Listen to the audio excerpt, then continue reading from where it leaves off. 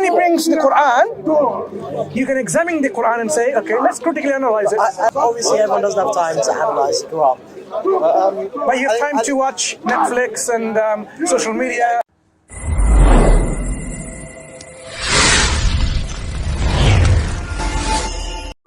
Science deals with hows and not whys, for example. So it's not very interesting, mate. I don't know. Science deals with its particular scope. Yep. So, what I am suggesting to you, my friend, there are ways we can use appropriate tools to know for sure who our God is and why we're created, what we're doing here, and what's going to happen after life. I think that's where we disagree. That's fine, but I'm saying there's ways, and we say it's when the Creator communicates to us and tells us so. So He sent prophets and warners, messengers. Yep.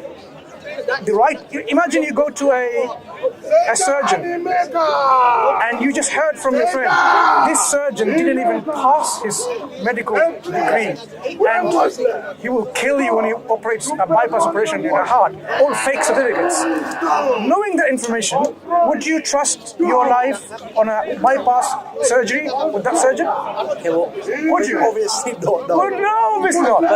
Yeah, obviously not. So if somebody comes along and says, I am a prophet of God, God has appointed me as a warner, as a guide to you, and this guy is a lying, cheating murderer, and so on and so forth, would you listen to him? He might have changed his ways. Yeah, but if someone himself is telling you, speak the truth, and he lies, you wouldn't. Yeah, exactly. Yeah. So that is why we're saying prophets and messengers have been raised by our Creator to be truthful, reliable individuals, to tell us. That's why when they look at their lives and they say, look, I have a message for you from God, they will take it seriously because this man, there's no reason for him to lie. And then this is exactly what, when we analyze the life and biography of Prophet Muhammad, the final messenger, you will see that yes, it gives you more than enough reason to go and look at his message because of his life.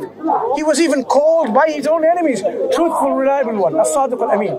So when he brings the Quran, you can examine the Quran and say, okay, let's critically analyze it. But obviously, everyone doesn't have time to analyze the Quran. But you have time to watch Netflix and social media. Because one of them's, for pleasure, right? Yeah, pleasure. This life is going to come to an end, right? One day. You're going to die within the next 200 years. I'm going to die in the next 200 years. Because we haven't got sooner than 200 years. I'm just giving you a safe gap. From what I've seen, do you agree that we are going, all three of us will die within the next 200 years? Yeah. Okay. Right. So our pleasure will come to an end. What awaits then afterwards? If there is a life in which there is pleasure forever and forever in heaven, or suffering and misery and torture in hell, it is more important for us to concentrate on the bigger life, the eternal life. I'm not convinced. No, I'm not talking about convincing. I'm talking about prioritization. But I'm not convinced enough to prioritize it. Do you know what I mean? So you are saying, I will spend my life here and give priority to this life of 100 years or 130 years, maximum maybe, compared to a possible life, Humans live. 120 something max. You're lucky. I don't think people live that long anymore, right? No. Yeah, I'm just kidding. 10 maybe. Maybe 110 and 20. Okay, I'm just. So you are going to forfeit a possible life of billions of zillions of years for 110 years of this life. This is Pascal's wager, pretty much, right? Yeah, call it Pascal's wager. So where would the priorities be then, according to Pascal's wager? I understand, and that is one of the more convincing arguments. And Pascal's wager, it made me think about looking into, because I used to just think about atheist, whatever, right? But the point is that, for me, I've come to the general judgment that I could be as wrong as anyone, and if I'm wrong, that's, But have you tried to say, let me, okay, if I've spoke to hours, I had a Muslim friend, and we've called for hours, he tried to explain it. Did he explain about the falsification test of the Quran and the positive proof of the Quran? Yeah, what were they? The test of the surah. Yeah, bringing a surah like that. Why are people failing? Well, it's a bit, that's a whole other thing. I think that's a bit of an unfair test. Why is it unfair? Because I spoke to my friend, and maybe my friend was wrong, but he said it has to be written. The proof of the surah has to be written in Arabic, yeah? Because the test, of course, is challenges to bring an Arabic chapter, a surah like it. So who judges? Who judges the surah? People who are specialized in the language. So, Arabic speakers, yeah? Anyone who knows Arabic and specializes in the language, he can say yes. So who approves it? If I write a surah, who approves it? There are many people who are imitating already. In the internet, you can go and find. Yeah, but that's the thing, like, What I'm saying is, if a test is objective, you use objective criteria to assess it. But the test If the test is subjective, then you have a problem. But it's, alright, so if I wanted to submit my challenge, where would I go?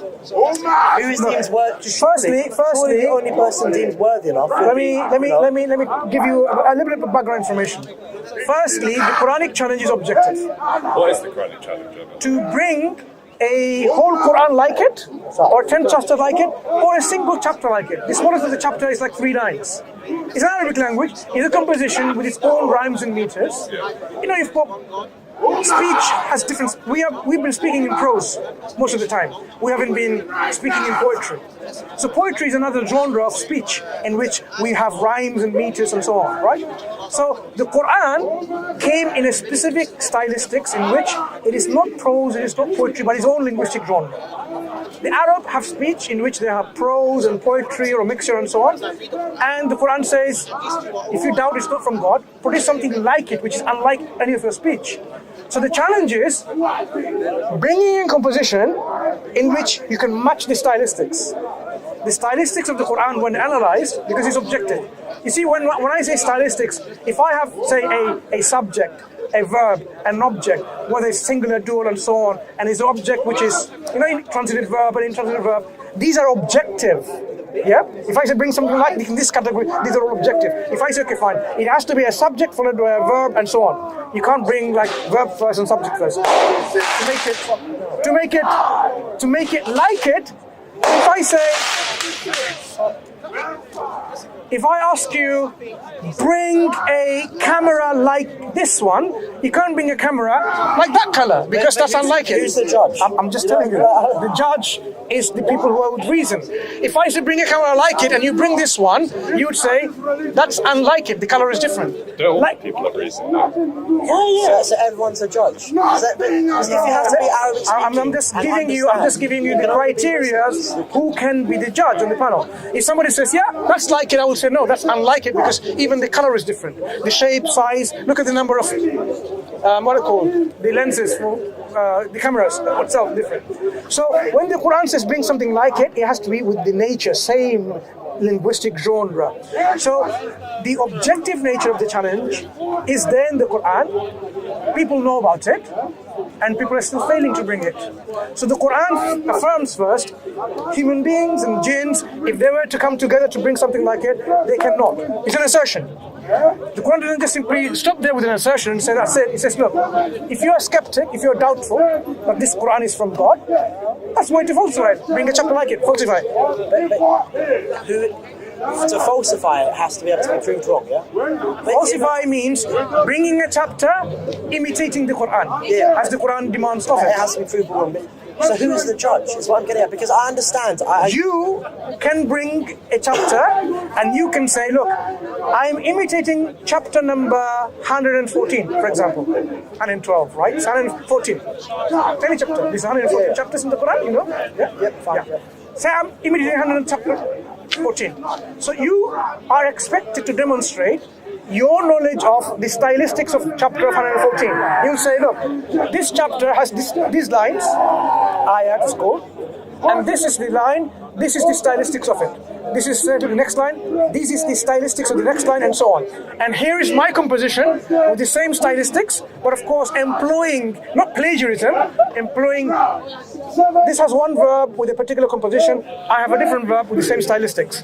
We're not asking you to imitate 100% plagiarism because that's not bringing something like it. And then, if you demonstrate that this is you've done it, then you can say, look, I brought something like it.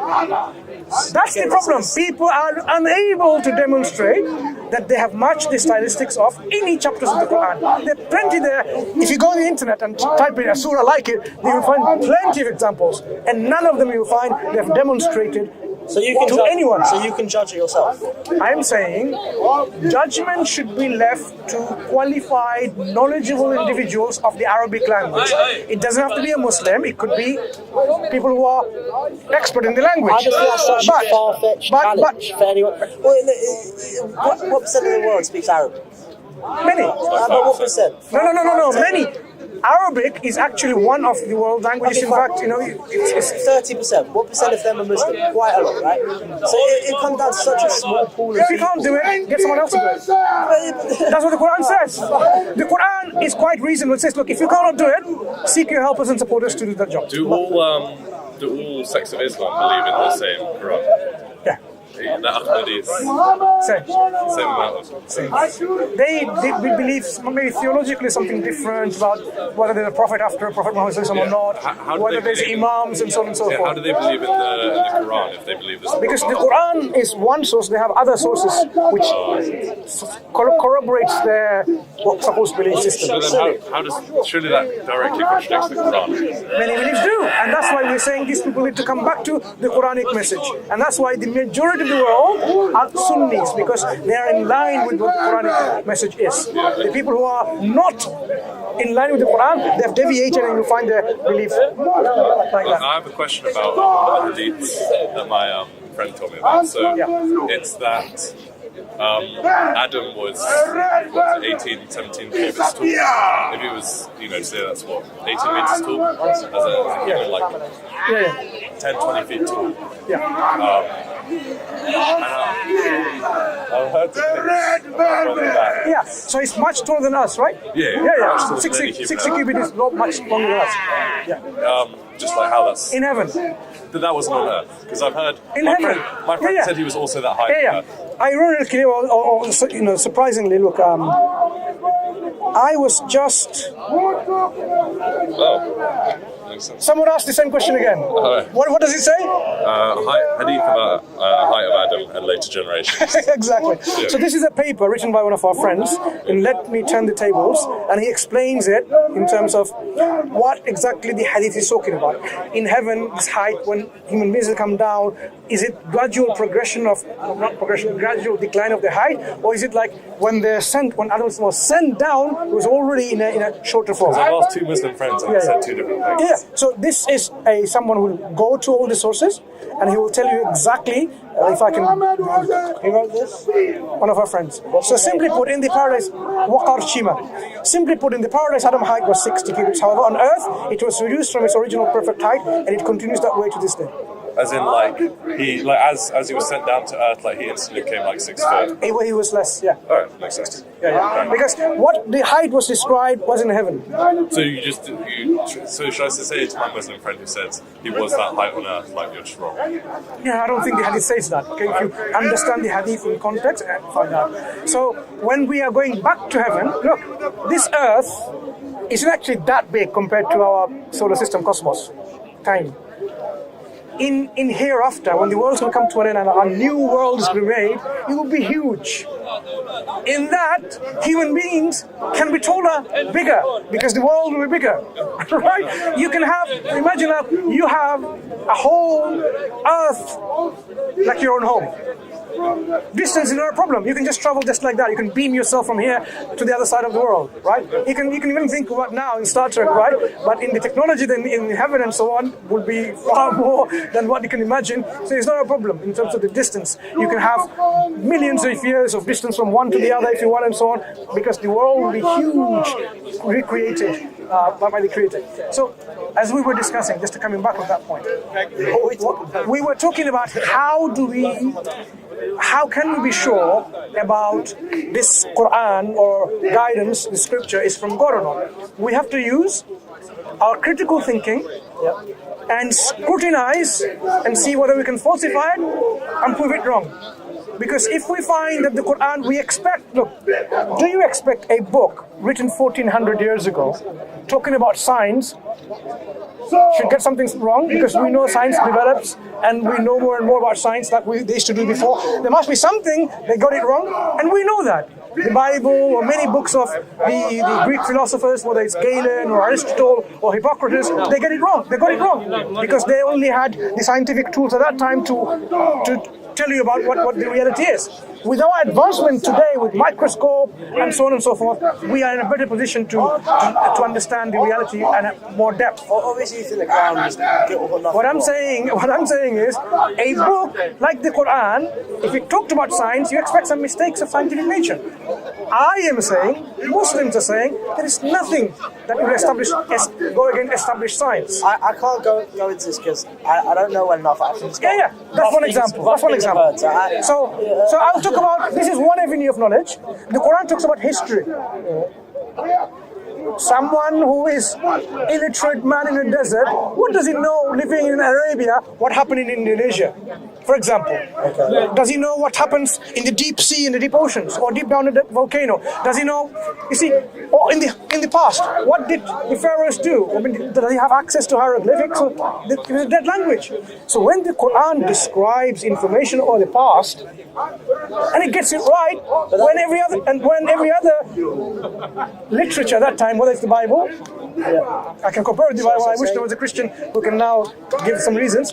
The Bible talks about a pharaoh at the time of Joseph, for example, and calls him Pharaoh. Quran says no, he's a king. Now, from our knowledge of timeline and so on, we know at that time there was no pharaohs or kings. 600 years later. Yeah, the pharaohs, the title pharaoh was applied much later. So the Quran is not copying the errors of the Bible. It's bringing information which now we know today to be true based on what? Our understanding, unearthing, unpacking of hieroglyphics. Well, you can't just say the Prophet knew hieroglyphics and everything about history. There's any way that knowledge could have been passed down otherwise. Yeah. And it's not. What we're saying is, this is one example out of many when we can't find this information source anywhere. Not in the community of his people, not in the communities of the Greeks and the Persians and the Romans. So the Prophet is bringing up this information which seems like he's the only source of it. If you find the source of it, then you can say he actually learned from there. But there is nothing to say he learned it from. That's what we're asking. Go and find the source. And this is one example out of hundreds and hundreds. So if you have hundreds of examples where the Quran could have easily got it wrong by copying the mistakes of the contemporary knowledge of that time, and it doesn't do that. It somehow filters all the errors and gives you what is correct. I'm not entirely convinced there are no errors, and I can't go into it now. Now what I'm asking is, this is the claim we're making. Okay. You need to scrutinize that claim, substantiate it, or falsify it. I understand. If you find that, I was just curious. What I'm saying is, if you find that you cannot falsify it, then you have to really reasonably ask, how did this man know all of these things? When it's, for example, I want to give you one last example, right? Which I talked about today as well. You see the sun setting almost, right? Yeah. What sound does the sound make as a star? No idea. Right. Right. A hiss. Right. How does it go? I'm not going to do an impression of the sun. Right. So, did you hear it with your ears? No. Right. Do you know there are many other stars called pulsars who also emit sounds and frequencies? Pulsars. Yeah?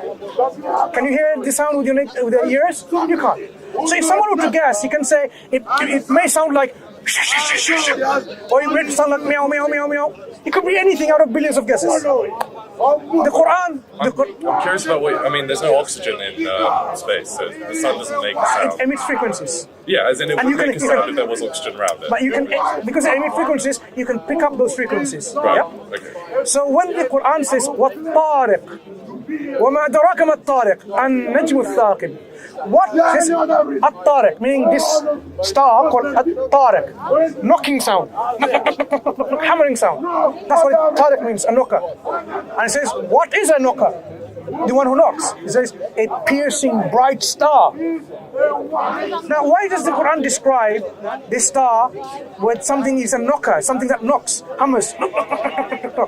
Only today we know from our knowledge of Pulsar, you can actually hear it. There's lots of online sound recordings from authoritative organizations which studies astronomy and so on. We can hear the sound. How does the Prophet, this is one out of many examples, I'm just picking up one, how does the Prophet know this? It cannot be something that his community or his contemporaries in other Greek, Roman, Persian lands knew about it. No one describes it. As far as I know, from my searching, there's no information about someone knew about this. And now, what I'm saying is, this is something, the example I'm giving you, I'm offering to go and research on this subject. And if you find that this is the case, Quran is the only one that talks about 1400 years ago this information, no one knows about it, and we came to know about it recently. How does the Quran know this? It cannot be just simply guesswork. No, I'm not asking you to take anything on board. I'm giving you information for you to check, verify, scrutinize, and then make your conclusion out of it, what you make of it. Yeah? So that's what I'm offering. Informed choices is what we're requesting you to make. Based on information that you hear, verify it. Even Quran tells us, فَتَبَيَّنُوا فَتَثَبَّتُوا. When someone comes, a fasik individual or someone who's not a good person, verify the information. It's a principle in Islam that you have to verify what has been told. If that wasn't the case, you can just believe in anything, what anyone say, and then you'll regret later. Like somebody says, you know what, your mom is in hospital, is dying or something like that. And you just run towards it, and there was an April Fool thing. You don't like that. Or someone make a joke the opposite, and then someone dies. So Islam tells us otherwise. It gives us reasonable approaches to take in our life, how we should behave and so on. So to believe in Islam, believe in God, believe in Prophet Muhammad, believe in the Quran offers positive proofs and falsification tests. So I just give you some examples of it for you to think and reflect, and then we can discuss perhaps further another time. Take care. Not quite converted. I'm not asking you to convert. I'm asking you to reflect and make your informed choices based on informed decisions. Yeah.